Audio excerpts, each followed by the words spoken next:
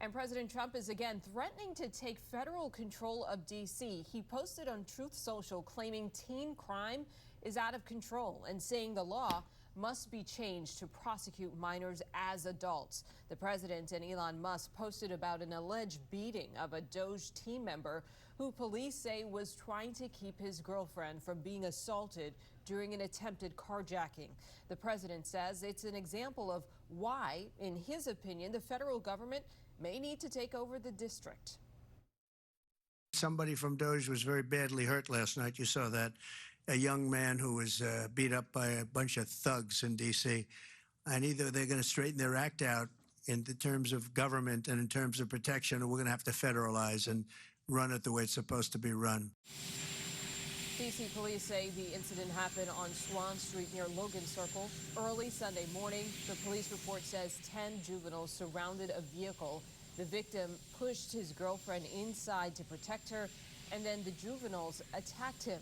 Police pulled up and arrested a 15-year-old boy and 15-year-old girl from Hyattsville. The others got away.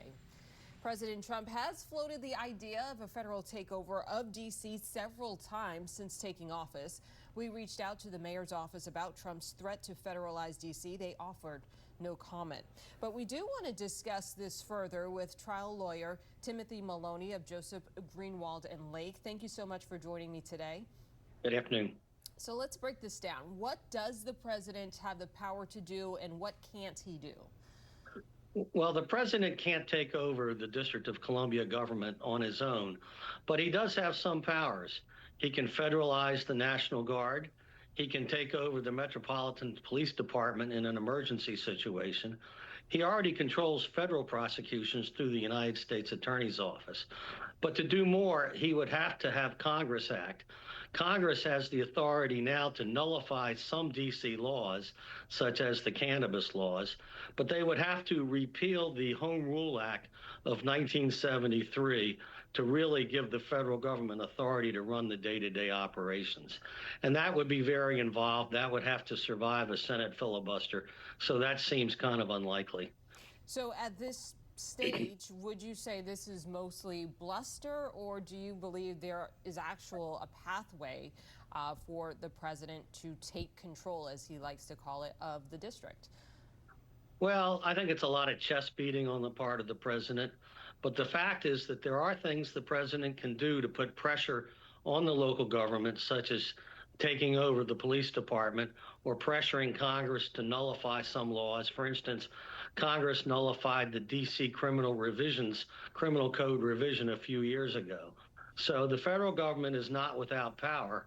And the reason is that the District of Columbia is a federally created district. It's been that way since 1789, when the original Constitution created it as such.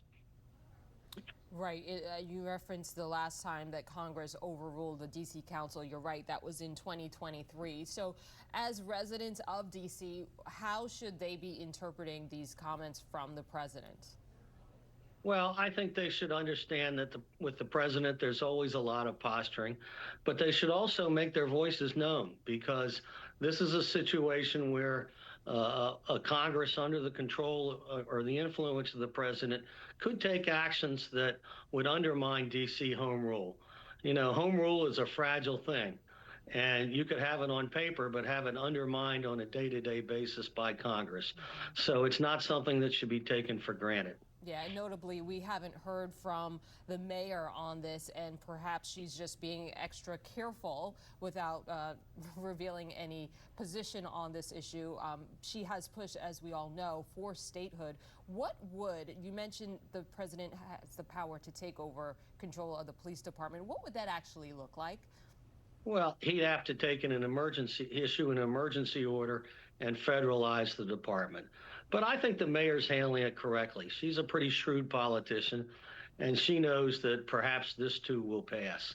And the fact is that crime, while these criminal events are shocking, that crime overall is down 26% in the district, and I think she deserves a lot of credit for that. All right. Well, we thank you so much for jumping on quickly to discuss this issue that has a lot of folks talking today. Thank you so much. Thank you.